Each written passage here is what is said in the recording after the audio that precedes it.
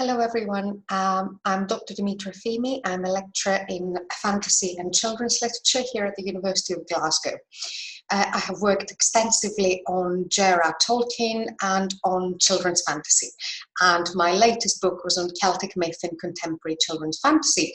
And it's exactly on one of the themes of Celtic language texts and its enduring legacy in fantasy literature for younger and older readers that I'd like to briefly talk to you about today. And that theme is found in medieval Irish literature, and that's the Otherworld Voyage, a story which describes a visit to an otherworld region or regions, usually islands, reached after a sea journey. Of course, the otherworld in the Irish tradition can be accessed in a number of other different ways, such as, by entering a sheath or under a lake, or, getting lost in a fog or a mist. But finding an overseas otherworld is usually told in stories usually called imbrava voyages. And these stories have been often influenced by ecclesiastical and Christian ideas. There are early stories, earlier than at least the one I'm going to focus on today, but the one that has left its mark like no other in modern fantasy is the Voyage of Son Brendan, which is a pilgrimage adventure story, really, if we can think of it in modern terms. And especially I'm thinking about the Navigatio Sancti Brendani, the Voyage of Son Brendan, written in Latin, which enjoyed a great popularity during the Middle Ages throughout Europe, actually, and uses the sea voyage as a sophisticated monastic allegory. And it includes, of course, at the same time, those magical, supernatural moments told very matter-of-factly about Brendan and his followers landing on, for example, an island, in which they soon realize that it isn't an island at all, it is a whale. So there are those very iconic moments, those very memorable moments. So this combination of a Christian pursuit for an earthly paradise, together with supernatural adventures which are included in St. Brendan's voyage from island to island, made this text particularly suitable for adaptation and appropriation by modern fantasy, and particularly children's fantasy to begin with, because one of the early instances of this creative use is Charles Kingsley's The Water Babies, a fairy tale for a land baby, which was published in 1863, in which the main protagonist, Tom, who's a little child labourer, he's a chimney sweep, falls into the river and gets turned into a water baby, a water fairy of sorts, and begins a series of adventures aimed at in many ways, in his moral education and redemption. And the text tells us the text tells us that the water babies, those water fairy beings, live in St. Brendan's fairy isle. And the story of St. Brendan in this book is recounted for children through fairy eyes. So we read that St. Brendan saw, and I'm quoting here, a blue fairy sea and golden fairy islands. And he said, "Those are the islands of the blessed."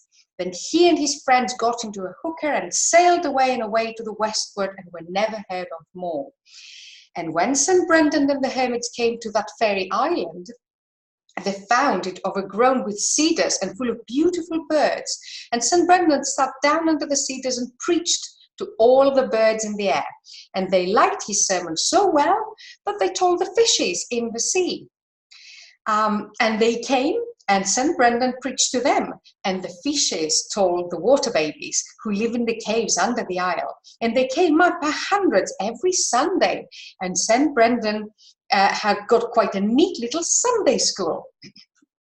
And there he taught the water babies for a great many years, till his eyes grew too dim to see, and his beard grew so long that he dared not walk for fear of treading on it, and then he might have tumbled over. So, you've got all these kind of little subtle elements of humour there, but also, the water babies as part of this creation that St. Brendan is preaching to. And at last, we hear of St. Brendan and his companions sort of falling asleep forever. And this section actually ends in a very evocative manner. And some say that St. Brendan will awake and begin to teach the water babies once more. But on still clear summer evenings, when the sun sinks down into the sea among golden cloud capes and cloud islands and locks and friths of azure sky, the sailors fancy that they see away to westward St. Brendan's fairy island. Now, Kingsley's Water Babies was the sort of text that later fantasists read, notably C.S. Lewis and J.R.R. Tolkien. Clearly, the voyage to otherworldly islands features in the work of both, but they would have also both known it not just from the Water Babies, but from the fact that they both, studied and taught medieval texts. So there's this sort of double layering of sources that's happening there. Now, C.S. Lewis very consciously used the idea of the Otherworld Voyage to multiple islands in the Voyage of the Dawn Treader, which was published in 1952. This is the fifth of the Narnia books, if we take the internal chronology of the series, but the third to be published, if we look at the publication chronology. And in this book, Edmund and Lucy and their insufferable cousin Eustace enter Narnia through a painting, and they join Prince Caspian on his ship, which is the Dawn Treader. And they embark on a voyage to rescue the 7 lords of Narnia whom Caspian's uncle had banished. And they voyage to a series of magical and otherworldly islands. In the Dark Island, one's dreams can come true. And we're not talking here about daydreams or aspirations. We're talking about real dreams, the dreams you dream at night, including nightmares that sort of make one afraid to fall asleep. In the Deathwater Island, they found a mountain lake that turns anything dipped in it into gold, which has the potential of going very wrong indeed, and it does. In the Dragon Island, Eustace is turned into a dragon, and he's helped to become a better boy by Aslan. And here's again that element of moral education that Kingsley was hinting at before. The Duffer Isle is inhabited by the monopod Duffelpuds, who come straight out of medieval bestiaries and maps, and Coriakin the magician.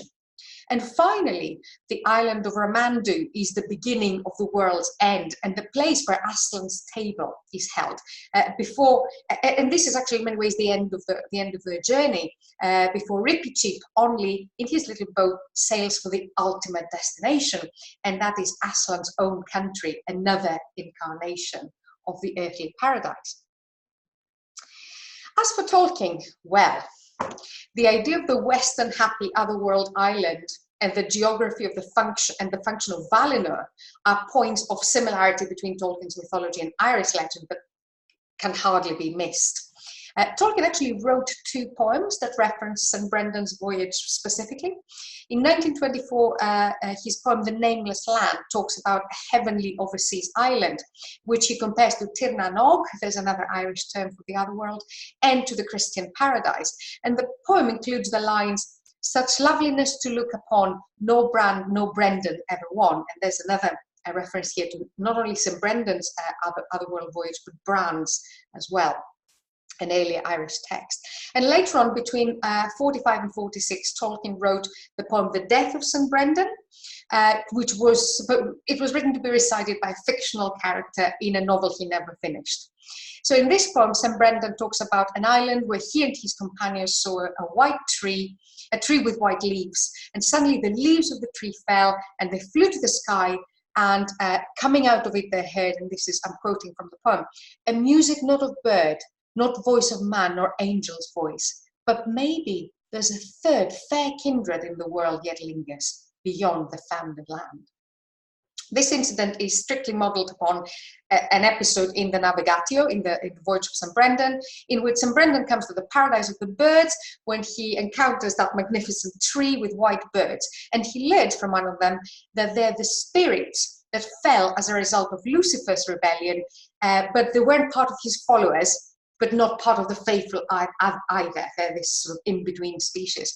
And in Tolkien's poem, the fallen angels have been transformed into Tolkien's own elves, of course. And I should add here, of course, that in Irish folklore, in many occasions, elves or fairy beings are considered to be actually fallen angels that originated, and that idea originated in an attempt to impose a biblical exegesis to folk belief, supposedly based on pre-Christian religious beliefs. But the idea of the earthly paradise of Valinor is perhaps the best known adaptation of the Otherworld Voyage motif in Tolkien's mythology. And Valinor does indeed become a paradise lost for the exiled elves, and their nostalgia and desire to return there comes through quite strongly in The Lord of the Rings. And at the end of The Lord of the Rings, we find Bilbo and Frodo, accompanied by Gandalf, departing Middle-earth forever. This is the scene pictured here, west over the sea to the Undying Lands to find peace in Valinor, in what actually Tolkien described in a letter as an Arthurian ending. So here we have a blending of St. Brendan's earthly paradise and Avalon from the Arthurian tradition, a euphemism for death, but also a metaphor for rest and peace at the end of a very long journey and a very long quest and adventure.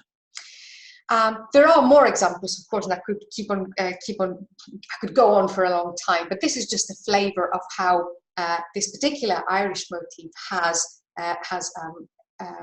resounds through a number of modern and very well-known fantasy texts.